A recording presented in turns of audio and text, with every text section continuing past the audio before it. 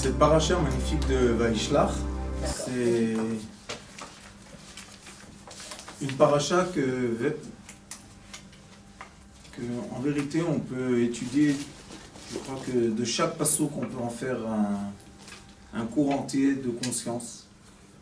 C'est une paracha qui dévoile la force et la faiblesse de la conscience de l'être humain. Comment Yaakov Avinu est à la fois Yaakov, qui est le talon, et à la fois Israël, qui est Sarita, qui est le ministre céleste. C'est un degré très très élevé. Et on voit aussi que Yaakov a eu peur de la peur. Ça veut dire quoi, il a eu peur de la peur?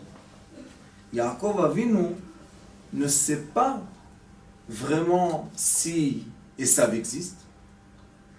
Il ne sait pas vraiment que si Esav existe, qu'est-ce qu'il veut chez lui. Parce qu'il y a 22 ans qui sont passés. Ils ont à peu près les jumeaux maintenant. 84, il est arrivé. Après, il était esclave 22 ans. Ça nous donne 106 ans. On a 2 jumeaux à l'âge de 106 ans. Et qu'est-ce qu'ils cherchent? Rien du tout.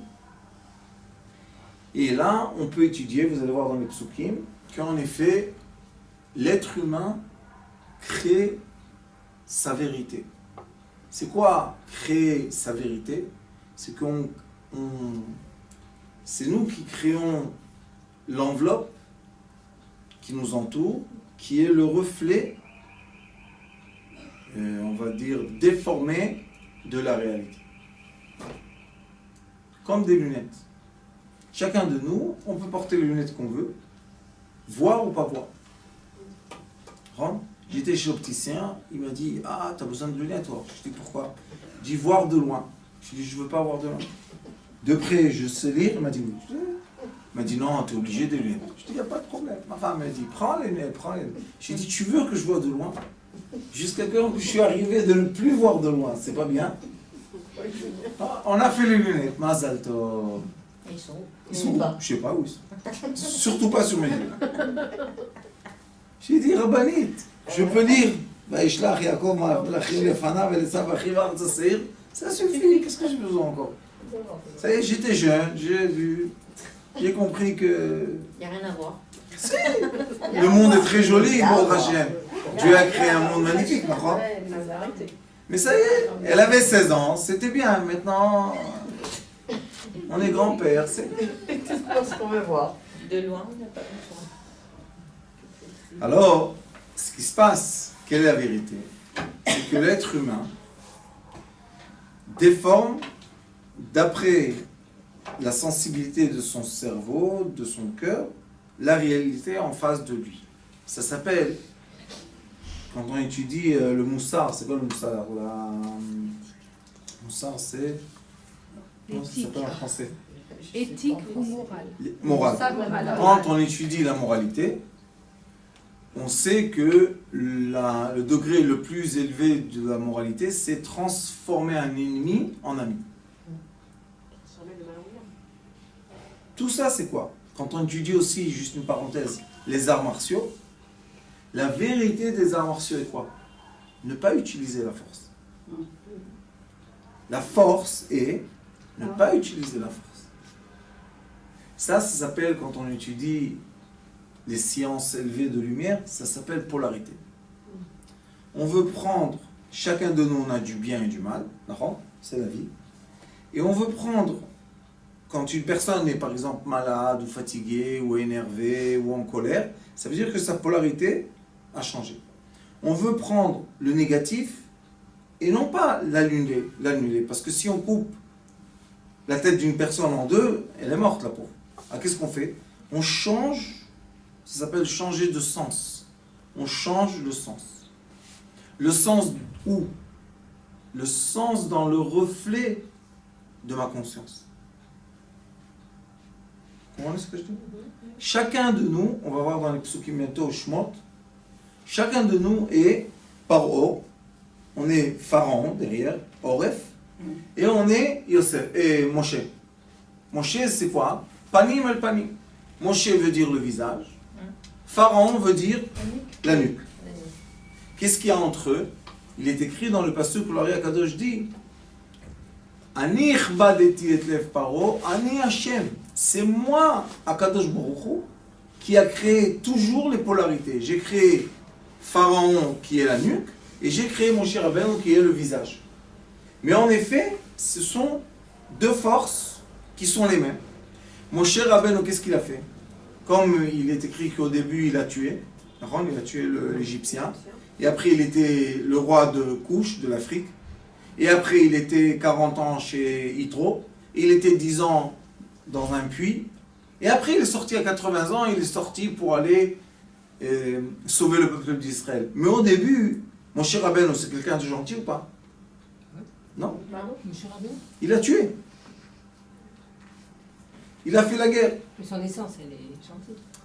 Le début de Moshe Rabbeinu, c'est quoi?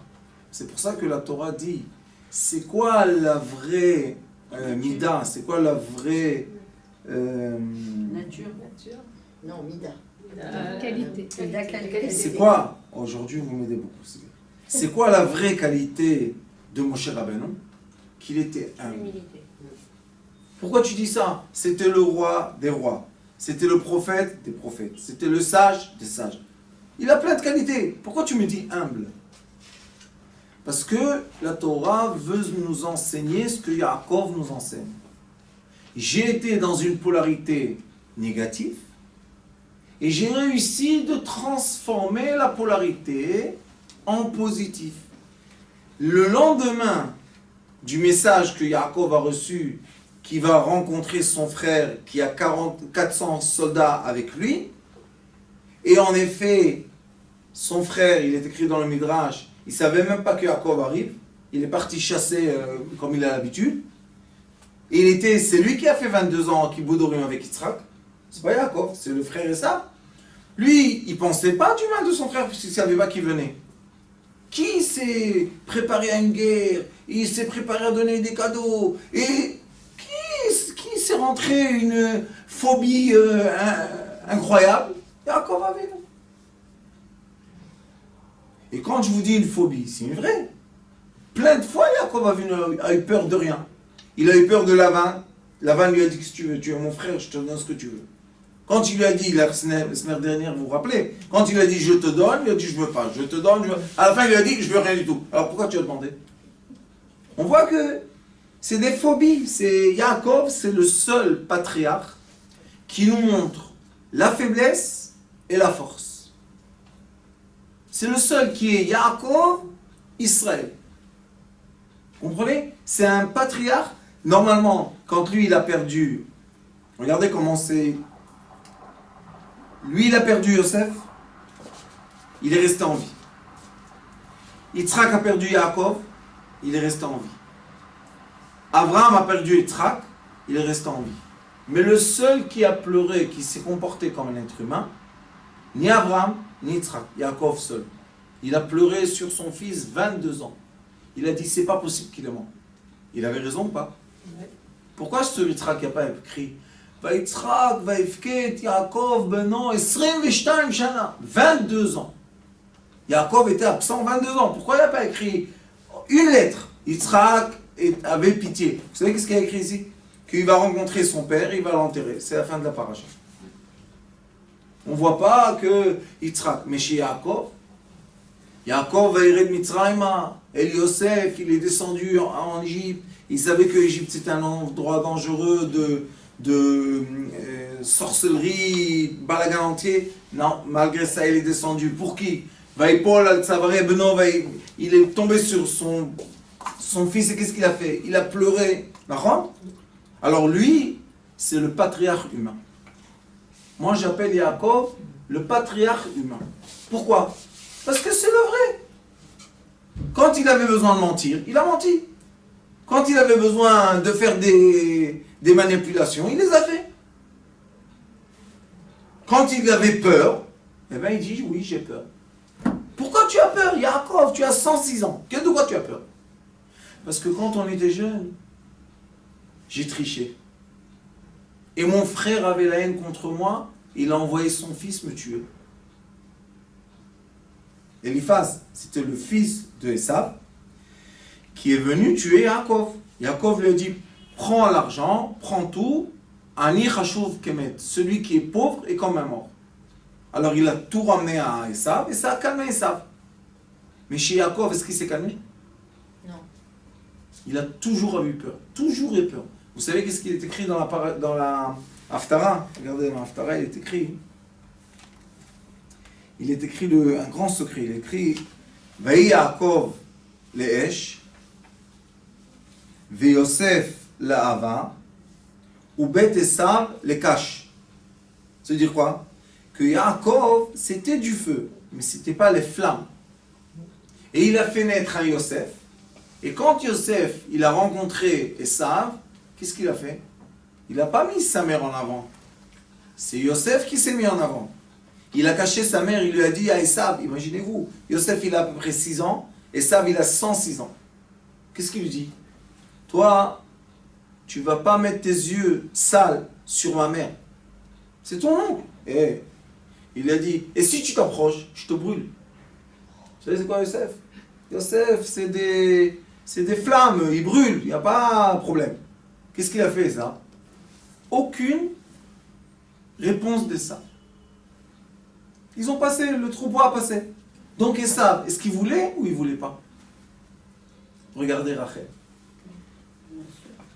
Ça ne l'intéressait plus. Regardez à la fin de la paracha combien de femmes il a. Alouf, alouf, alouf. Plein de femmes. Est-ce qu'il a besoin de Rachel maintenant? Il a 106 ans. Mais Yosef est resté avec quoi? La phobie de son père.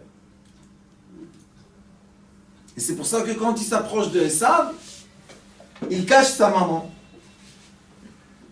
Qu'est-ce que tu caches? Aïta yafa de toi. Mais ça y est, le temps fait son truc. Et Yaakov, aussi, qu'est-ce qu'il fait? Il envoie des anges. Vaishlach Yaakov malachim lefanav. C'est quoi ce mot lefanav? Lepanav. Panav, c'est le visage. Il a créé une miroir devant lui de sa phobie. C'est le reflet. Et combien de fois dans la vie on crée le mal des gens qui sont pas mal? Vous savez, beaucoup de fois je fais du chambay et la dame ou le monsieur disent sur leur conjoint, c'est un monstre. Je leur dis très bien, c'est un monstre? Oui. Si j'emmène ici sa mère, qu'est-ce qu'elle dit de lui maintenant? C'est un ange, mon fils, le pauvre, il est le meilleur du monde. Alors je leur dis, expliquez-moi, c'est le même être humain devant nous ou pas? Oui, sauf que les fanaves de sa mère, oui, il dit, et les fanaves de sa femme, le démon. Qu'est-ce qu'il est? Le démon ou l'ange? Comme nous tous. Vous savez, ma femme, des fois, elle dit aux gens, les dames comme ça, elle vient me dire, comme il est gentil, ton mari, quelle chance tu as. Elle leur répond, oui, bien sûr. Et l'autre côté, on essaie de travailler tous les côtés, mais on ne va pas dire qu'on est parfait. Si on est parfait, on meurt, on n'est pas là. Alors on travaille les autres côtés. Mais ça, c'est les polarités. Qu'est-ce qu'on fait toute la journée, du matin au soir, vous savez? On change. Les forces nous retournent et on comprend, parce qu'on a un reflet, que maintenant on est à l'envers. On se travaille pour redevenir à l'endroit. Est-ce qu'on a le droit de changer l'être humain? Non. L'être humain est une sphère et un monde entier. Qu'est-ce qu'on a le droit de faire? D'influencer le vent pour que les polarités soient en place. Si Chas Veshalom, le pôle Nord, aurait bougé 1 centimètre, vous savez qu'est-ce qui serait passé dans le monde? On aurait été inondé d'eau et après glacé. 1 centimètre. Le pôle Nord. Qu'est-ce qu'il faut faire? Tourner. Quand il faut trop chaud, il faut partir un peu en arrière du soleil. Et quand il fait un peu froid, il faut venir au soleil, c'est tout. Mais quand l'être humain il change de pays, il change de polarité? En fait, c'est une capacité d'adaptation. Solitude. Solitude, polarité négative, influencée. Comment ça? Quand une personne est seule, sa polarité est négative et influençable. Mais quand une personne est en couple, sa polarité est positive grâce au couple, est très difficile d'influencer parce que tous les jours on retourne à la maison, on ressent le... On remet les choses à la place. On se remet en place parce qu'on retrouve le cadre. Mais quand on n'a pas de cadre, aujourd'hui c'est très facile, on a l'écran, on commence, tac, tac, tac, tac, tac, on cherche. Au début on dit qu'on cherche quelque chose de très important, le travail. Le travail, tout d'un coup on a un spam qui vient. Qu'est-ce qu'il y a? Tu veux aller en vacances? Tu cliques juste pour voir un instant. Tu cliques, il y a des photos. Tu cliques les photos. Tu cliques les photos, tu rentres dans des sphères de photos. Tu rentres dans les sphères de photos, les photos les plus vues, vous savez c'est quoi? On rentre dans les... On dit non, juste un instant, juste... ça m'intéresse quoi? J'ai pas encore vu... on clique à la haute robe. On se retrouve à 5 h du matin. On s'est dit, j'ai pas dormi de la nuit. Et quel est le rapport ce que j'ai commencé à chercher et ce que je suis maintenant? Ce que je vous dis maintenant, c'est un déroulement qui est la preuve de beaucoup de gens dans le monde qui disent on a perdu la nuit. Et le matin, on doit aller travailler. 3 jours comme ça. Ça y est, la personne complètement... Et aujourd'hui, Baruch Hashem, ils sont en train de dévoiler que Facebook, que l'iPhone que vous avez, tout ce que vous dites est enregistré, tout est traduit en code binaire qui vont vous donner votre reflet de ce que vous avez dit. Et il y en a même qui disent, c'est un peu en avant de vous dire ça, mais il y en a qui disent qu'ils captent les neurones. Et la pensée de l'être humain a été déjà décodée. Et ils savent que si tu penses très fort à un certain envie, tu vas le recevoir en image. Et c'est pour ça que tu vas cliquer. On peut Quoi? plus l'enlever. Si on peut. Comment Enlever on peut quoi? enlever l'iPhone, enlever les groupes? On fait partie des groupes pour information, on fait partie... Rabani, je vais vous expliquer. Moi, comment tu peux l'enlever aujourd'hui? Moi, j'ai la chance, j'ai aucun appareil.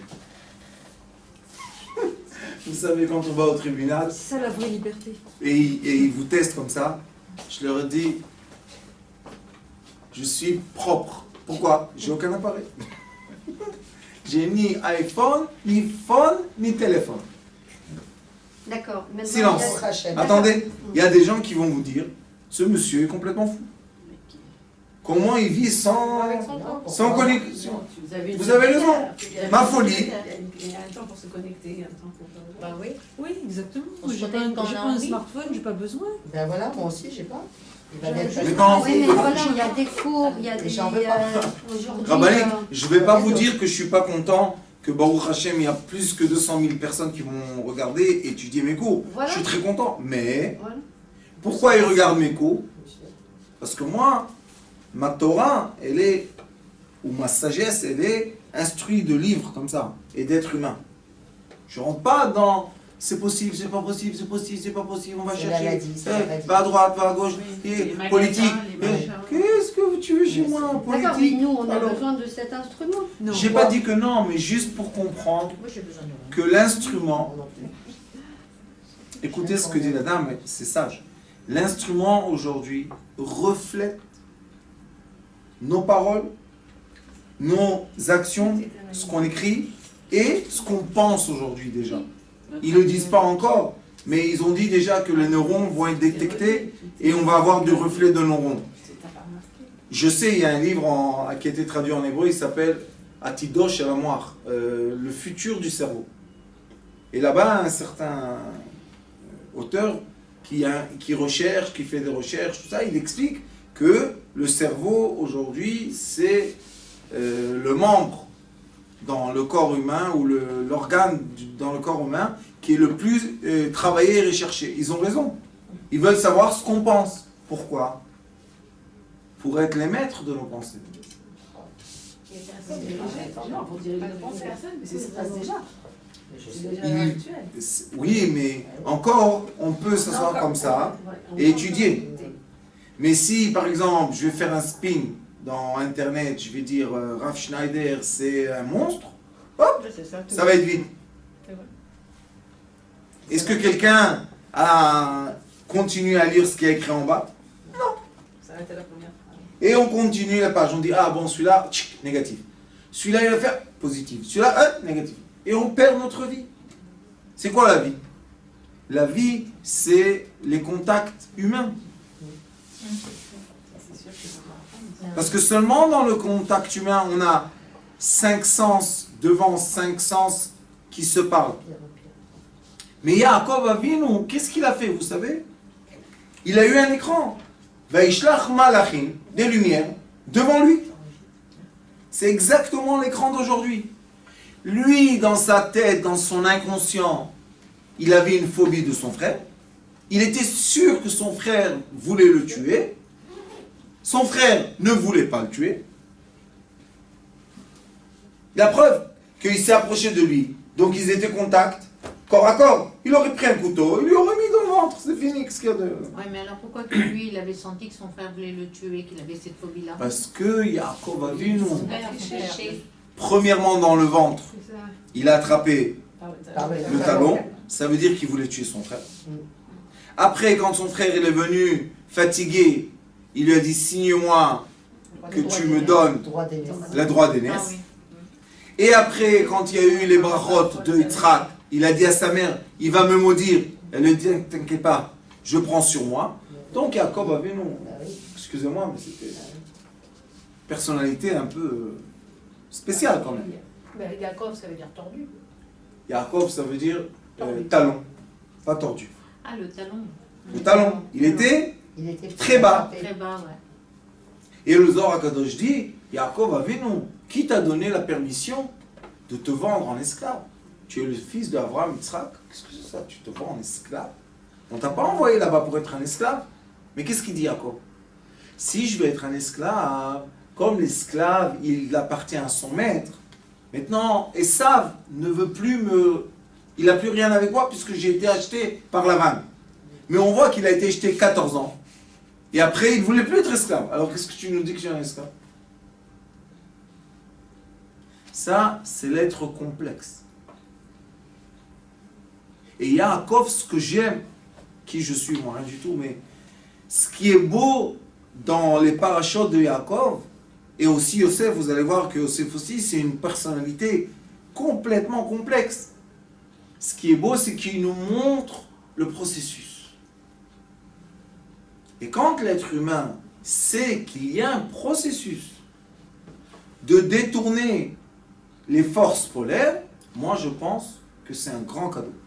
C'est-à-dire C'est-à-dire que Yaakov nous dit, je suis Yaakov. Voilà, regardez, j'ai des phobies, j'ai peur, je m'angoisse, je me prépare à une guerre, tout ça est dans ma pensée. La preuve que quand il fait la guerre, avec qui il fait la guerre? Avec l'ange de Esav. Qu'est-ce que tu... Va dormir. Toute la nuit, il fait la guerre. Avec qui tu fais la guerre? Oh. Et le matin, il se réveille, vient son frère, lui dit, il court. Mon frère, je t'ai pas vu. Il a 106 ans, il court. Rate. Esav rate. Ah. Alors Yaakov, dis-moi, il te déteste ton frère? Il est simple, Esav, c'est pas compliqué. Bon, ça y est, j'étais énervé avec toi, ça y est, ça passe. Esav, c'est la Bible. Vous savez, c'est quoi la Bible? C'est une flamme et hop, ça s'éteint. Mais Yaakov, c'est la tristesse, la rate. La rate? Troll. Ça, c'est le Pancréas. pancréas, et là, il y a la rate, non? Ça s'appelle. Oui, la rate, oui, c'est la rate. Le troll, tristesse. Profonde tristesse. Oh là là. c'est la tristesse. Oui, on pleure. Et le foie, c'est la On colère. n'en peut plus. Et le foie, c'est quoi? Le foie, c'est la colère. Le foie, c'est... C'est tous les sentiments. Mais c'est les sentiments de début. C'est vrai, c'est... Ça, c'est Yosef Hatzadik. Mais Yaakov, Yaakov, tout le temps, terré, il est enterré celui-là. Qu'est-ce que tu as? Israël! Il a besoin qu'on fasse quoi, vous savez? On l'allume. Qu'on lui donne de la force. On lui mette de l'essence. Pour le stimuler. Oui, il a besoin de ça. On le pique.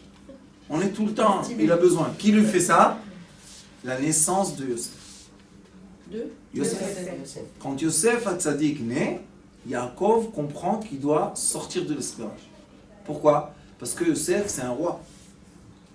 Il y a deux rois. Il y a Mashiach ben Yosef, Mashiach ben David. On a Yosef et Yehuda. Et vous allez voir que dans la paracha suivante, je pense, ou dans deux parachas, Yosef Hatzadik et Yehuda font exactement la même faute. Avec une femme interdite. Yehuda, il va enlever la laine de ses moutons. Et dans le chemin, il était un peu triste. Il voit une femme. Son métier est le métier le plus ancien du monde. Il lui dit, combien ça coûte? Elle lui dit, tant et tant. Il lui dit, bon. Elle lui dit, non, je ne paye pas moi. Tu ne peux pas payer avec carte Israël. Il sera capable. Tu me laisses quelque chose qui a une valeur. Qu'est-ce qu'il lui laisse, vous savez? Il lui laisse la bague du roi et le bâton du roi. C'est quoi? C'est les signes qu'il y a un roi. Il dit, je vais retourner. Elle va me le redonner, je vais lui donner un mouton. Tout va bien. Il retourne, elle n'est pas là. Qu'est-ce qu'il fait, vous savez? Il retourne dans son endroit où il est. Tout va bien. Il ne s'angoisse pas du tout, Yehuda. Après, on lui dit, tu sais, Tamar, elle est enceinte. Qu'est-ce qu'il dit? Brûlez-la. Elle dit, oui, je suis prête à être brûlée. Mais le père de mes enfants, c'est celui qui a le bâton et la bague. Et vous savez qu'est-ce qu'il dit, Yehuda? Tout simplement, Tzatka mimeni, je m'excuse. Et la vie continue. Et alors, tu as emmené un enfant de la fille de ton fils. Vous comprenez? La femme de son fils, il a emmené un enfant. Ça, c'est interdit. Mais les enfants, ils sont là avec nous, tout va bien, il n'y a pas de problème. Yosef Hatzadik, il est en Égypte.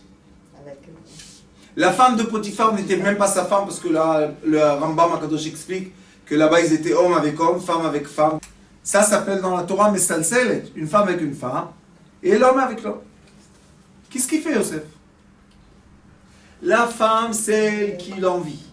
Celle qui lui fait tous les jours les robes, et les parfums, Cacharel, Yves Saint Laurent, Gucci, ce que vous voulez. Et celle qui le rend... Et à la fin, il dit, bon, qu'est-ce que je vais faire, hein? C'est un homme, alors.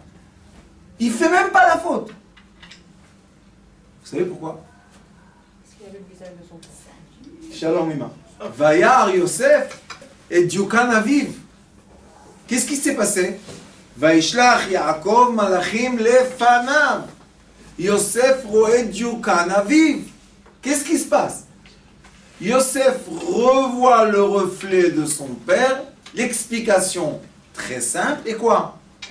Yosef a été éloigné de son père. Ils étaient très amoureux. Le père et le fils, ils étaient tout le temps ensemble. Donc c'est quoi la vérité intérieure de Yosef? La volonté de son père. C'est quoi la vérité intérieure de Yaakov? La crainte de son frère. Vous voyez que la personne se fait le reflet. Et quand il voit son père, hop, il s'en va. Il ne sait pas qu'elle va dire qu'il a essayé de faire quelque chose de mal. Pourquoi tu laisses l'habit dans ses mains? Tu laisses une preuve, t'es fou quoi. Reprends. Mais Yehuda aussi a laissé une preuve. Donc ils ont fait les deux le même parcours. Un doit être puni parce qu'il a été avec la femme de son fils. Aucune punition, tout va bien. L'autre, il n'a rien fait. Il a laissé la preuve. On l'attrape. 10 ans de prison. Ils assument. C'est pas assumer Rabbanit. C'est vouloir être puni. Et vous savez, quels sont les caractères des gens qui aiment être punis? C'est les Bnei Yosef. C'est les gens qui veulent, par la punition, prouver qu'ils sont innocents. C'est un tikkun. Oui, Rabbanit. C'est les gens qui veulent être punis pour prouver qu'ils sont innocents. Parce qu'après la punition, tu dois être acquitté. Mais ils n'arrêtent pas d'être punis. Yosef a été vendu et revendu et encore une fois la prison, et encore 2 ans de prison. Qu'est-ce que tu as? Pourquoi? Mais il n'est pas responsable. Ben oui, mais il a fait. C'est ses frères quand même qui ont fait en sorte. Rabbanit, quand il était chez Potiphar, c'est fini, il n'y a plus de frères. Il n'y a plus de frères. Quand il était avec les chameaux, il n'y a plus de frères. Et il reste seul dans le désert, il est obligé de suivre ceux qui l'ont acheté. Pourquoi tu te vends? Vous savez à quoi il était vendu, Yosef? Ouais, mais c'est le sel de Saharo. Il est écrit qu'il avait des boucles tellement belles. Tellement beau. Ils l'ont vendu en quoi? Ah, Parashat Vaïgash, il est écrit dans le Midrash que les frères, quand ils sont venus en Égypte pour chercher Yosef, comme c'était un beau gosse, ils l'ont cherché Dans les endroits de perdition. dans les endroits très intéressants. Ils ne l'ont pas trouvé là-bas. Alors ils ont dit, bon, celui-là il a été ou tué ou égorgé ou quoi que ce soit. Ils arrivent. C'est pour ça que Yosef, il a été transformé son visage comme un Égyptien. Quand il est sorti de prison, ils l'ont grasé, ils l'ont tout, et ils l'ont transformé panim d'Égypte. C'est quoi les panim? Ça retourne encore une fois. Il s'est approprié la sphère qui l'entourait. C'est pour ça que oui, il y a des gens que l'entourage influence même le trait des visages. C'est vrai ça. Pourquoi? C'est tout ça, c'est une question d'oxygène. Je ne veux pas rentrer maintenant avec vous parce que c'est long et compliqué, mais l'oxygène nous crée. Toutes les cellules vivent d'oxygène. Donc l'oxygène rentre dans la cellule et qu'est-ce qu'elle fait? Se gonfle ou l'oxygène. Et elle crée la forme de la cellule. Yaakov crée la guerre imaginaire avec son frère. Il n'y a pas eu de guerre. Yosef se crée des visages et des punitions parce qu'il pense que son père le voit de loin mais il se voit lui-même. Alors, cette Torah-là de Bereshit, c'est un livre de morale, ça. C'est court. Oui, c'est le livre qui dit Derech Eretz Kadma la Torah. Pour étudier la Torah, tu dois être un être humain premièrement. Et après, tu vas étudier. C'est pour ça qu'il est écrit Le Olam Yeh Adam. Toujours soit premièrement Adam, être, et après rentre dans les études plus profondes. Et pour être un être, on doit polariser de façon positive, quoi? Nos défauts. C'est pas des défauts, Rabat. C'est des déformations de vision. Si, et je vous dis quelque chose du Ramban, vous savez, le Ramban, c'est un des commentaires sur la Torah. Vous savez qu'est-ce qu'il dit? Il a une lettre qu'il envoie à un élève à lui, qui lui demande comment avoir l'intimité entre un homme et une femme. Et il lui écrit là-bas une chose magnifique. Il dit, qui a donné la permission aux êtres, et il s'adresse aux chrétiens, qui disent qu'il y a un membre impur dans le corps humain. Il dit, comment est-ce possible? Puisque Dieu même a créé l'être humain à son image. Ça veut dire que nous sommes un reflet parfait d'une lumière parfaite. Alors pourquoi on se critique? Et le problème est que malheureusement, on se fait des idées qui ne sont pas réelles, on se déforme à ces idées-là, et on regarde dans le miroir, et on dit, ah, regarde comme il est déformé celui-là. Aïe, aïe, aïe, aïe, aïe, aïe. Et on perd la vie, le temps. Sois qui tu es, profite de ce que tu es comme tu as été créé, et non pas comme ceux qui t'entourent veulent te recréer. Et c'est une grande différence entre médecine, lumière et psychologie moderne. Tu dois te déformer pour plaire. Qu'est-ce que c'est cette histoire-là de déformer pour plaire à qui et déformer devant quoi? Qu'est-ce qu'il y a? Celui qui m'a créé, quoi, il ne sait pas. Vous savez, dans les livres de Kabbalah, il est écrit que chaque point d'air qu'il y a dans notre corps, point, vous savez que la grandeur, chaque point, il y a une lumière qui est là-dessus. qui fait vivre chaque cellule. Vous savez c'est quoi la grandeur d'une cellule? Qui fait vivre chaque atome. Vous savez la grandeur d'un atome? C'est 1 millimètre divisé par 1 milliard. C'est grand, non? C'est immense quand tu as un microscope électronique, mais c'est tout petit quand tu as un être humain. Nous, on a le droit de déformer une création divine. Et comment on la déforme? Je vais vous donner une image. Imaginez-vous qu'on a un écran, et dans l'écran, il y a des points de lumière. Comme l'écran, vous connaissez. Vous savez, l'écran, c'est quoi? C'est des photons, c'est des points de lumière. Et j'appuie un bouton, et tout l'écran devient noir. J'appuie un autre bouton, tout l'écran devient blanc. J'appuie un autre bouton, l'écran devient des images. Est-ce que le point qui est illuminé à cet instant-là, est-ce qu'il a changé, lui? Non. Non. C'est le même. C'est pas chaque fois qu'on vous change l'écran, c'est le même écran. Qu'est-ce qui a changé? L'électricité qui est connectée à ce point, non? Il y a 4 couleurs, et l'électricité fait que beaucoup de courants font la lumière aiguë, les lumières rouges, chaudes, et peu de courant fait la lumière froide. Il y a le nombre de points aussi. Oui, Rabbanit, est-ce que ça change? Bah oui. Le nombre de points. Bah, le pixel, oui. Ça vous donne des images différentes. Oui, Rabbanit, mais je pose la question, est-ce que le point pixel a changé? Le point. Vous avez le même iPhone. Le point n'a pas changé, mais pour avoir des images, Attendez, il faut des pixels. Rabbanit, est-ce que le matériel du iPhone a changé? Non. Non. Qu'est-ce qui a changé? Le courant, l'électricité. Puisque si vous voulez voir une image très Vous voulez forte, dire c'est l'intensité c'est l'intensité qui change. De chaque point. L'être humain. L'intensité électrique, enfin Oui, l'intensité de lumière. Chaque être humain, vous savez qu'est-ce qu'on est? On est un appareil iPhone. Bah oui, on est des piles. C'est la vitalité. Oui, D'accord?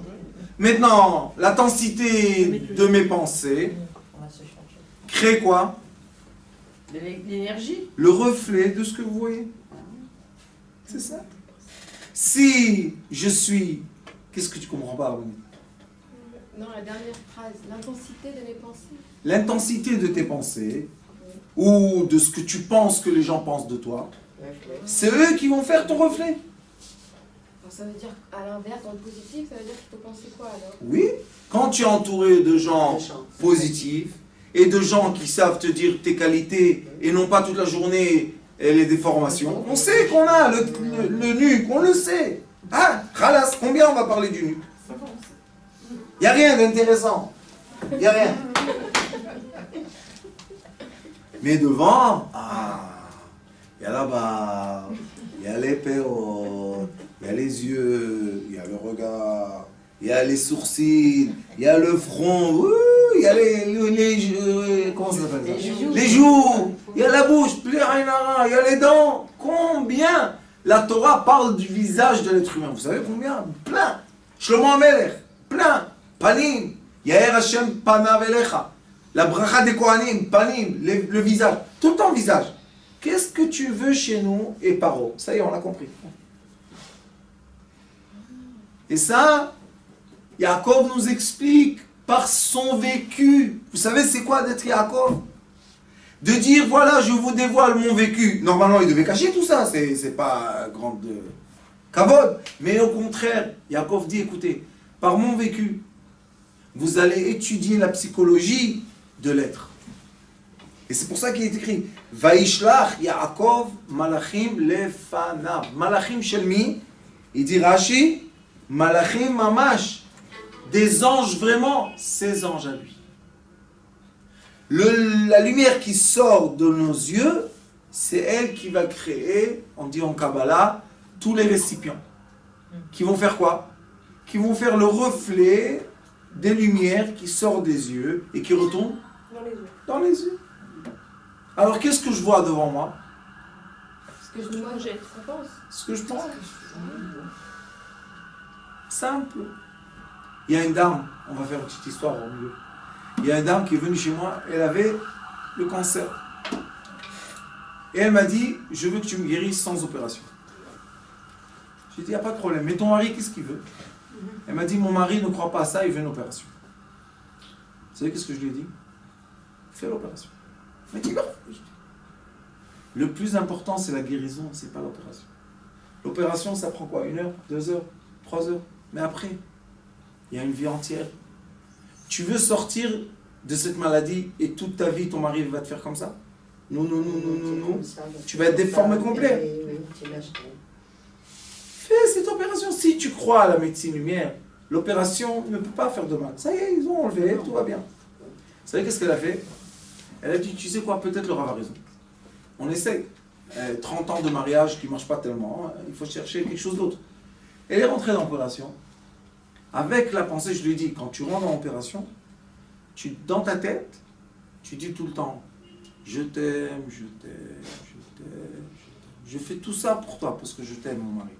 Vous savez qu'il y a des livres qui disent que quand une personne rentre dans une opération, il y a une certaine bracha qu'on fait, une prière, une bracha, qu'on a l'occasion de mourir et revivre.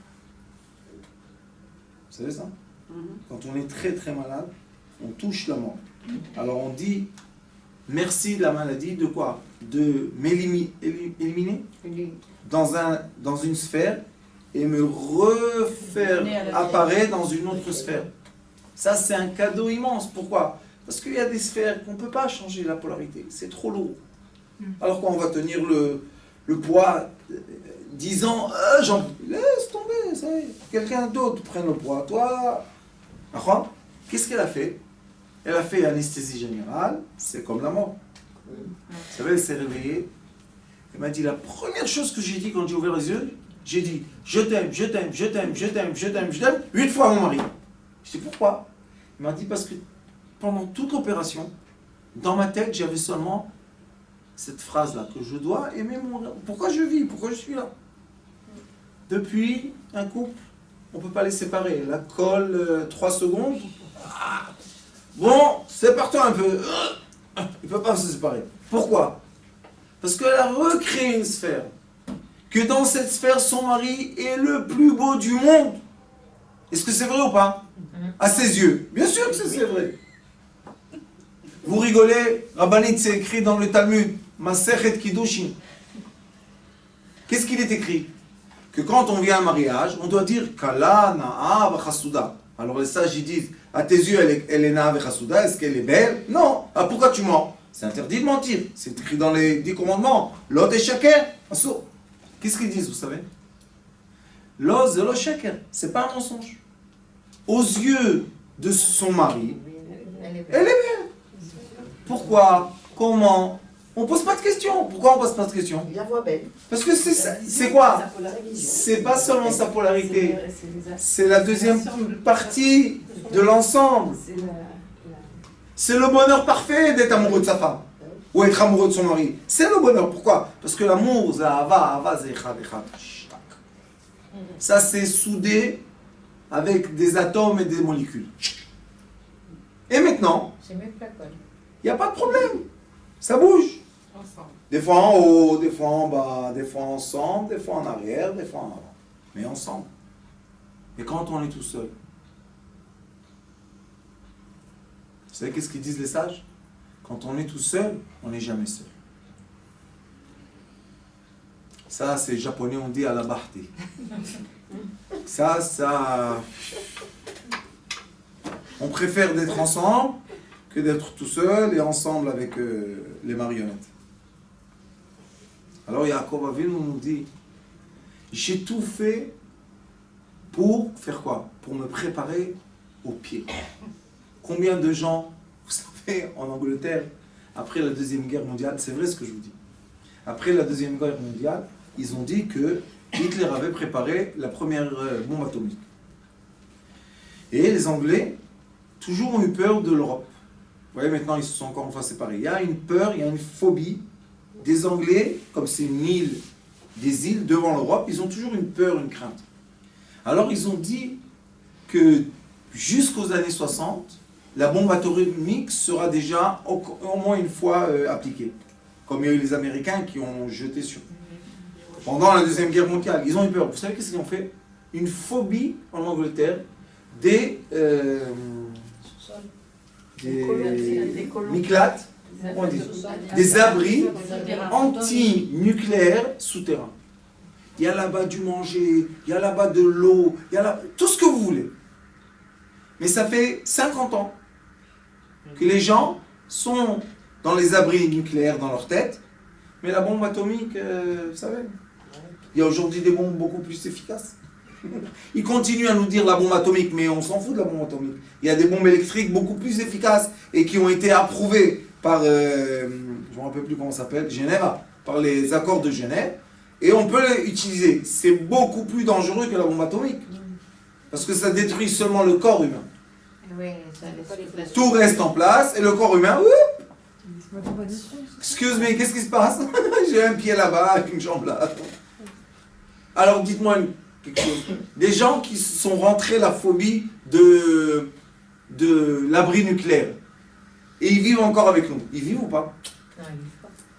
Les pauvres, combien déjà ont fini leur vie? Comment ils ont fini leur vie?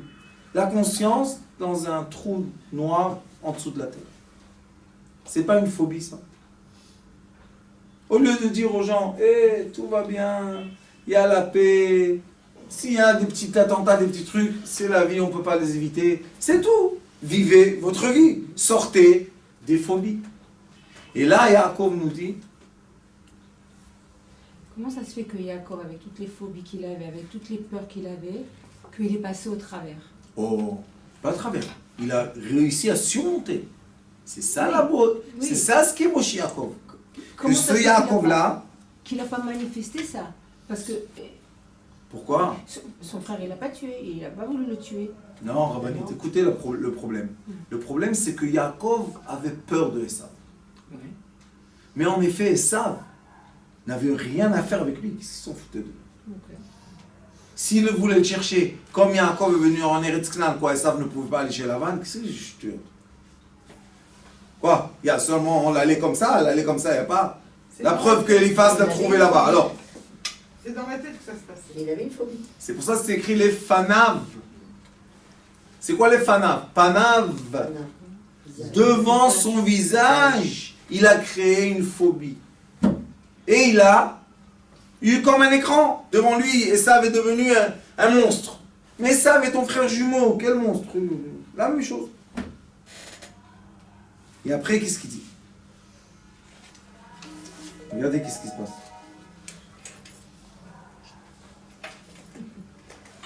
Ici, il dit comme ça. Vayera Yaakov meod. Yaakov a eu très très peur. Vayetzer lo.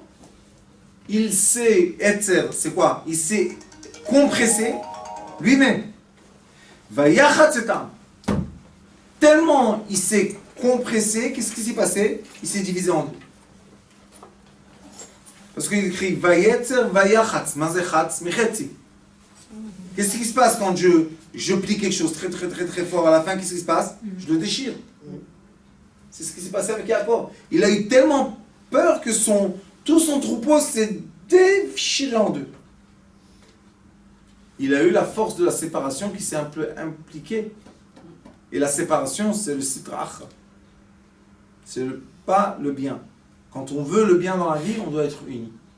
Quand on veut le mal, on doit être séparés. C'est pour ça que même dans la Haggadah de Pessah, qui est le jour de la délivrance du peuple d'Israël, Akadosh Baruch Hu dit, mets les 4 fils ensemble. Le sage, le méchant, ensemble. Quand on est à Sukkot et on a la Shrina, on a la présence divine, Akadosh Baruch Hu dit, mais ensemble les 4. C'est qui? Encore une fois, le sage, le mauvais, ensemble. C'est quoi ensemble? C'est nous. Nous, on doit s'aimer l'ensemble de nous. On a les côtés négatifs, on a les côtés positifs. Mais ça, c'est un ensemble. Si on est seulement positif, on meurt. Et c'est pour ça que les sages disent qu'on ne peut pas atteindre le degré d'Abraham, qui était seulement la miséricorde, et le degré de Yitzhak, qui était seulement la rigueur. On ne peut pas vivre ça. Nous, on est quoi? On est Yaakov, Bnei Israël. C'est quoi Israël? Polarité positive Israël, polarité inverse Yaakov, je ne peux pas dire négatif sur mon patriarche, et hop, une sphère. Quand on a la permission d'être une sphère entière, on a la permission de vivre. C'est le commencement de la vie. Et ça s'appelle en anglais to be aware. Mazawad. Conscient. Réveille ta conscience. Comprends dans quoi tu vis. Quelle est la sphère dans laquelle tu existes. Et commence ta vie. C'est comme la boule de neige. Tant qu'il n'y a pas la première boule, on n'a pas la grosse boule. Les gens disent la boule de neige, ce n'est pas une bonne métaphore. Ils n'ont pas raison. La boule de neige, c'est exactement ce qui se passe avec l'être humain. Une petite boule. Et commence un déroulement. Elle descend, elle grandit, elle grandit, elle grandit. Qu'est-ce qu'il y a de bon? Non, elle écrase quelqu'un. Ça, c'est vous qui dites. C'est les gens qui disent « Ah, les boules de neige, ils tuent. » Non, les boules de neige ne tuent pas. Les boules de neige, c'est très joli. Pourquoi tu t'es mis dans sa voie, dans son chemin? Tu t'es mis dans son chemin. Malheureusement pour toi. Mais si tu n'es pas dans son chemin, tu regardes de côté. C'est très très joli une boule de neige. C'est la même chose de l'être humain. Quand il naît, tout le monde, oh, comme c'est magnifique, comme il est beau bien. D'accord? Pourquoi quand il grandit, on dit, fais attention de lui, ça c'est un escroc, aïe aïe aïe, fait. C'est le même qui était dans quand on a bercé ou pas le même? Oui, c'est le même. Alors pourquoi maintenant tu parles du mal de lui? La sphère a grandi. Maintenant, on voit le négatif et le positif. Et maintenant, on n'est pas content du négatif. Vous avez raison. Eh bien, tourne la sphère. Et tu vas voir le positif. Baruch Adonai Leolam. Amen. Amen.